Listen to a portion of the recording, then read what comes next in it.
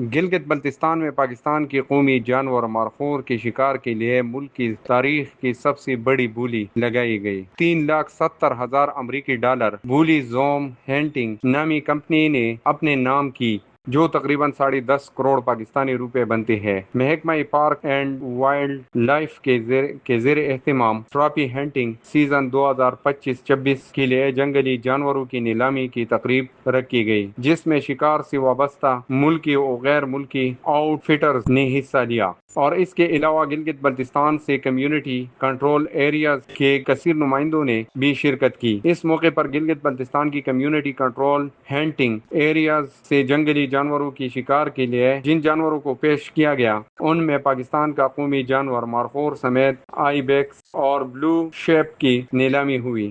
دوسری بڑی بولی بھی تانگیر ایریا کے لیے مارخور کی لگائی گئی، جو 2,86,000 امریکی ڈالر بنتی ہے۔ وائلڈ ہنٹنگ نامی شکار کمپنی نے دوسری کامیاب بولی لگائی۔ تیسری بولی بھی مارخور ہی کے لیے لگائی گئی، جس کی قیمت 2,40,000 امریکی ڈالر بنتی ہے۔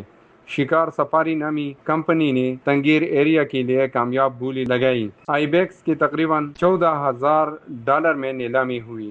یاد رہے کہ شکار سے ہونے والی آمدنی کا 80% مقامی کمیونٹیز کو دیا جاتا ہے اور باقی 20% حصہ حکومتی خزانے میں جمع ہوتا ہے۔